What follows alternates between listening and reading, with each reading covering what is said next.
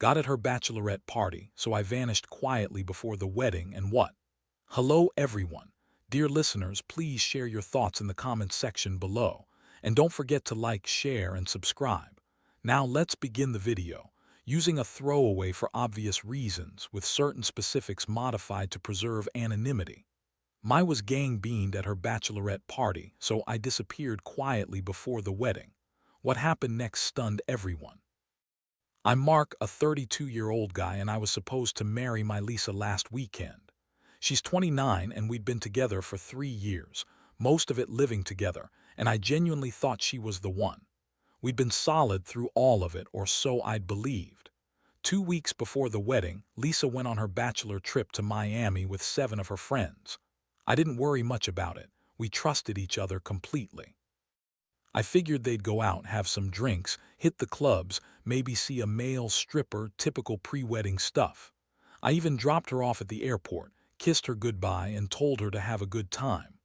While she was away, I hung out with my buddies, finalized the wedding plans, and picked up my tuxedo. Everything seemed normal. She kept texting me, saying how much fun she was having, how she missed me, the usual stuff. She showed up back home Sunday night tired but happy, saying they had a blast and she was glad to be back. Then Wednesday night, 3 days before the wedding, I got a text from an unfamiliar number. It said, "You need to see what you did at her bachelorette party. She's not who you think she is." There was a video attached. I almost deleted it thinking it was spam or a scam, but something made me open it. When I watched, it devastated me. It was Lisa in a hotel room with 2 guys doing things to her. She wasn't drunk or out of her mind, she was actively participating and encouraging them. At one point she looked at the camera, smiled, and said, "What happens in Miami stays in Miami, right?" Then she laughed.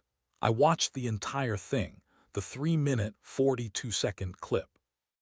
It ended my relationship and the future I'd been planning. I felt physically sick. I didn't confront her right away. I needed to think. That night I stayed in our spare bedroom claiming I didn't feel well. The next morning, while she was at her final dress fitting, I called my best man, Tony, and showed him the video. He was just as shocked. I needed someone else to confirm what I was seeing was real. "What are you going to do?" Tony asked. "I'm not getting married," I replied. On Thursday, I packed some essentials while she was out with her mom. I left her a note that simply said, "I know what happened in Miami. The wedding is off."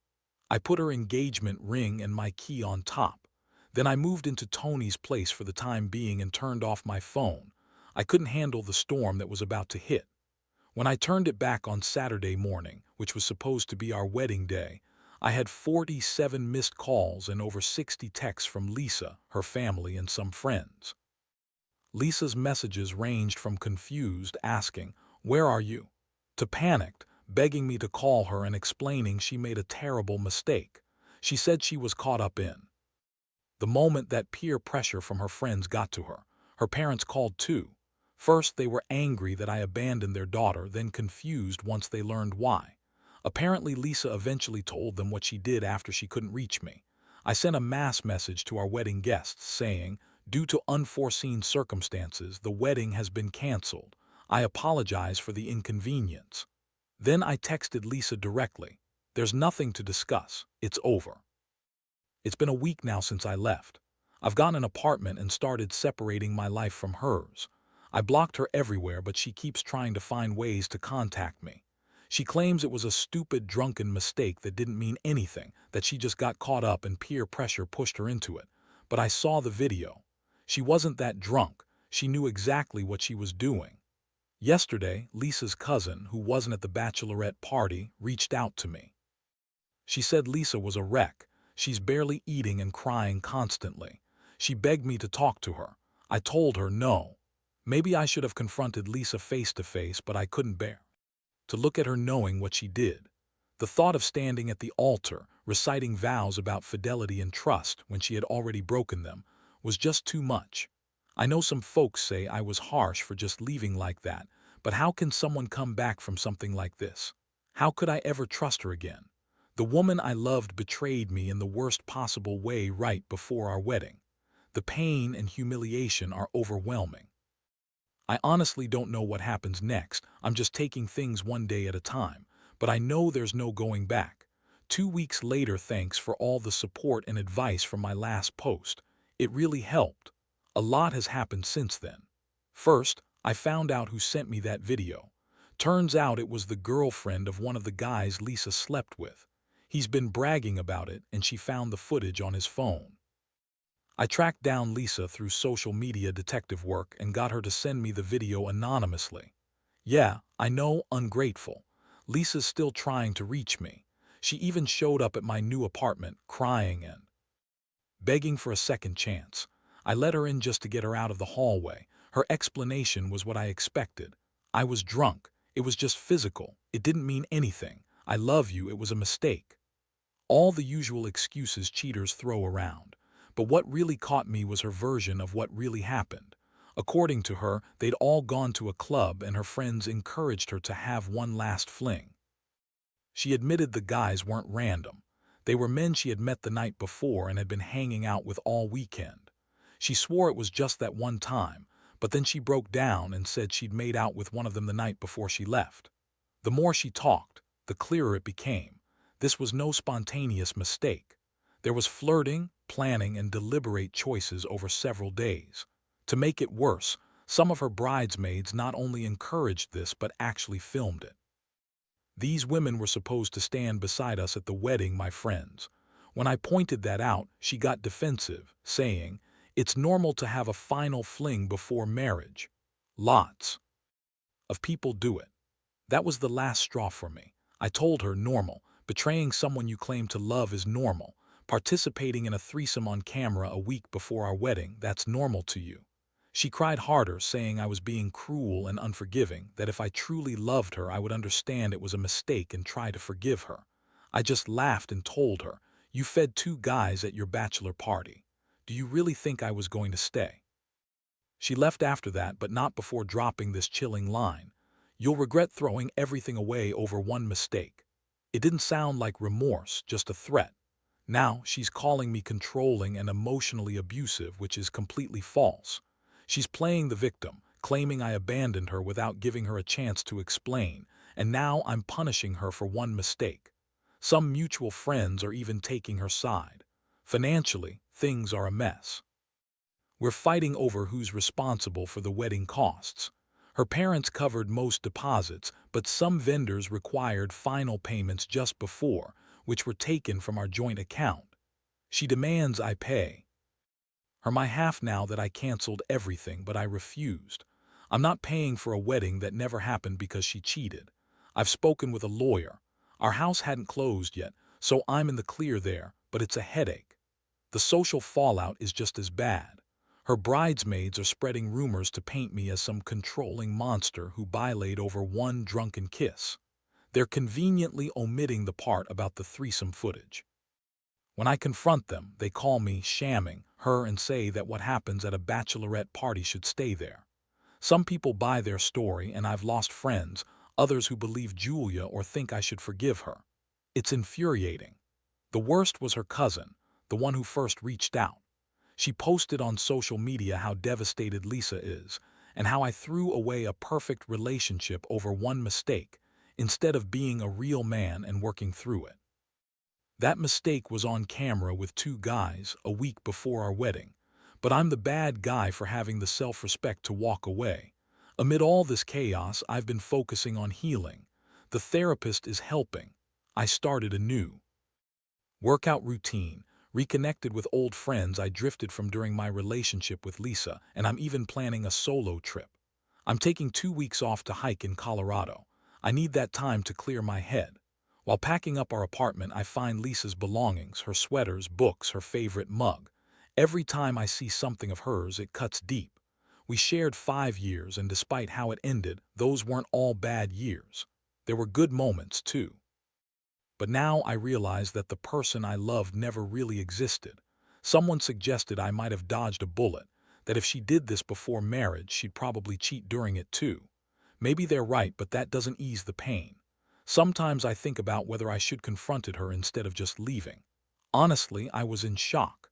I couldn't process what I was feeling, let alone have a proper talk. Leaving gave me the space to think clearly, and I've been taking it one day at a time. Some days are better than others. I wake up for a second and forget everything, but then reality hits and the pain is fresh again. It's slowly getting better. Though, update in a couple of weeks, still no desire to relive everything, but I appreciate all the support. I found out the truth about who sent me that video, her boyfriend from Miami.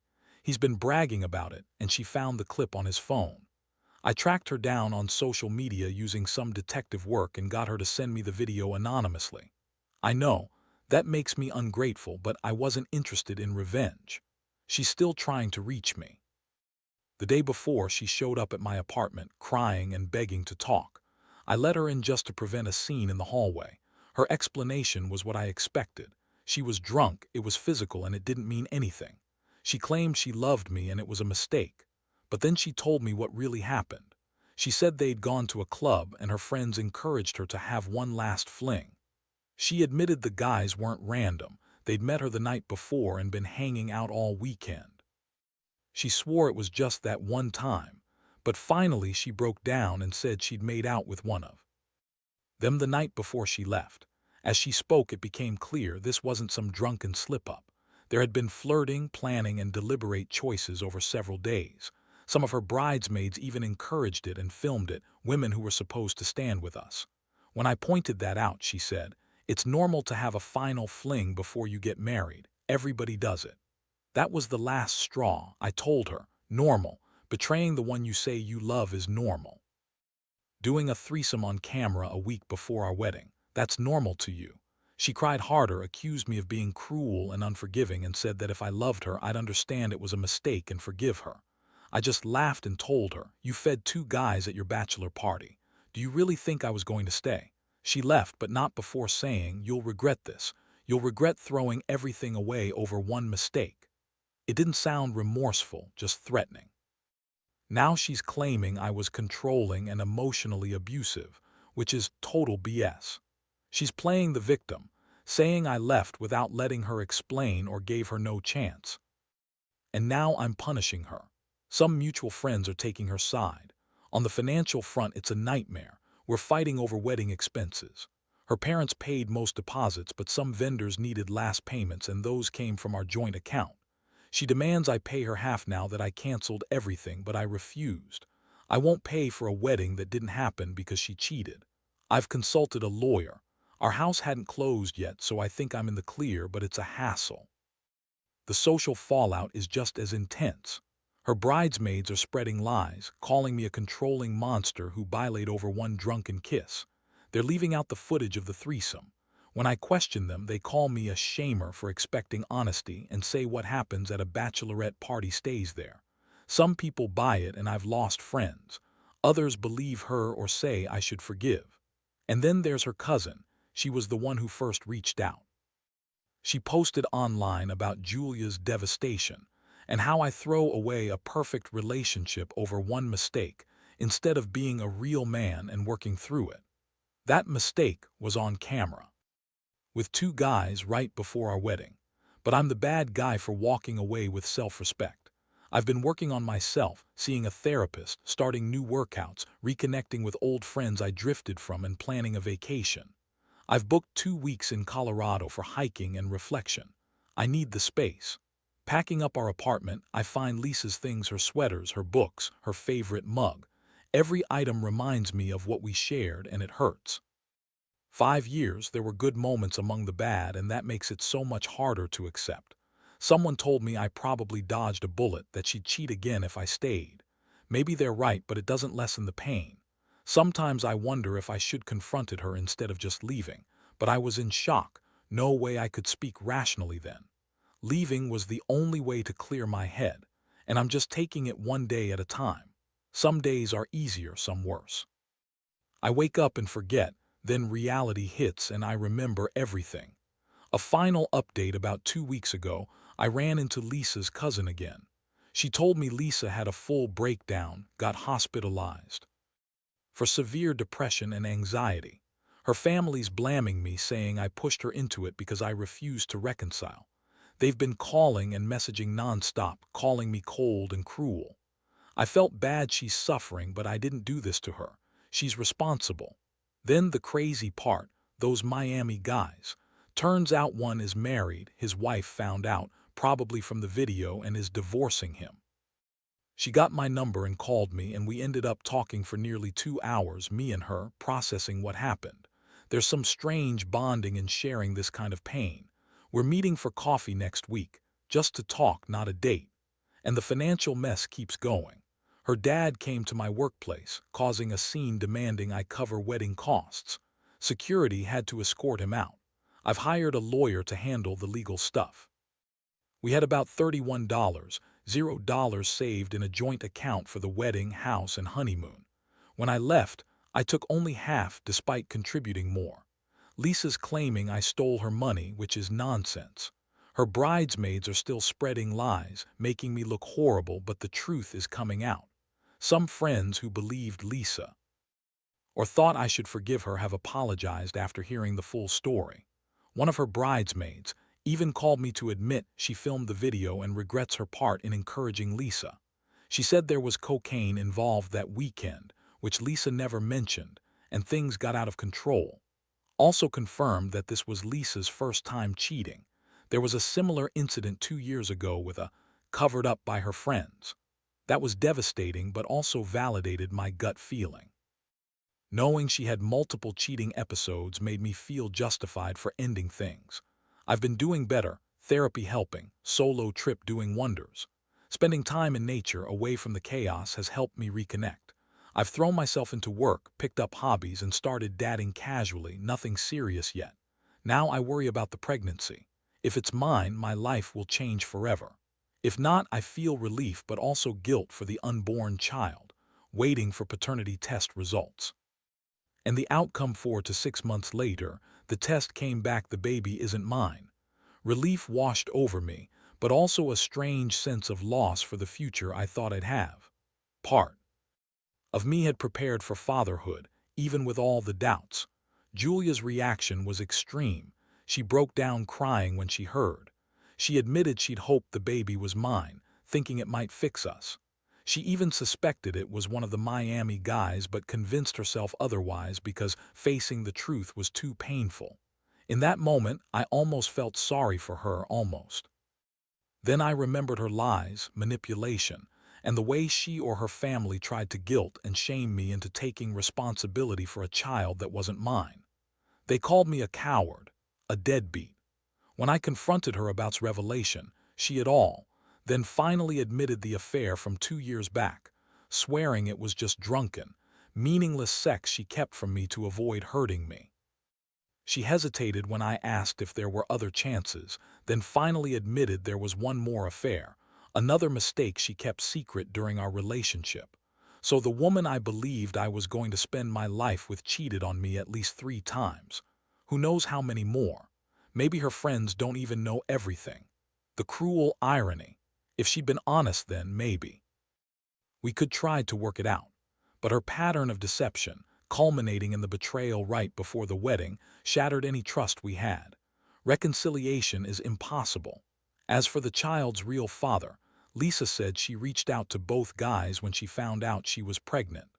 One blocked her immediately, probably because he's in the middle of divorce, while the married one wants nothing to do with the kid.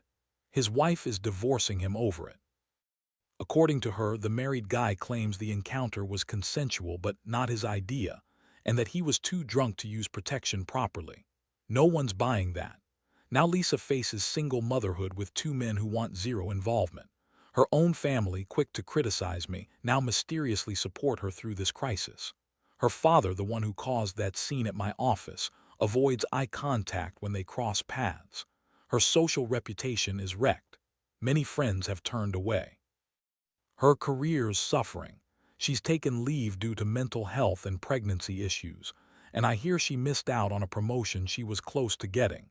Some say I should feel victorious, but honestly, I just feel sad for the years I put into someone capable of this, sad for the future that will never be, and sad for the kid who's about to be born into this mess.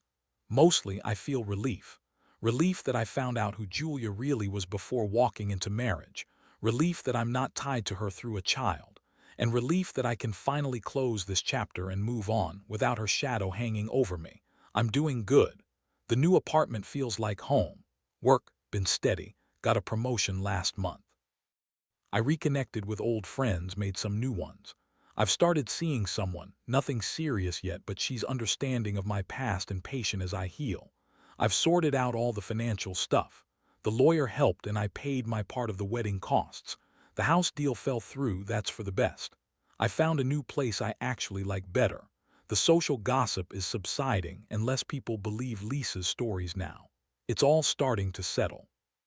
Last week, Lisa finally picked up her stuff from storage. No more ties that bind us. And I still keep in touch. She's seeing someone new, and we joke about how our inadvertently brought us together. I think this is my last update. The story, over. Julia made her choices and she's living with the fallout. I've made peace and my focus is on building a new life. And honestly, I'm grateful the anonymous text with that video while brutal freed me. Maybe if I'd married her, I'd have been stuck in that nightmare forever. But now I'm free to find genuine happiness with someone trustworthy. For anyone out there struggling with betrayal, hang in there. The pain may never fully disappear, but it fades. Life keeps moving forward, often in ways you'd never expect. Sometimes the worst heartbreak is what finally sets you free. Thanks for sticking with me. If you liked this story and found it helpful, please like, share, and subscribe. Take care.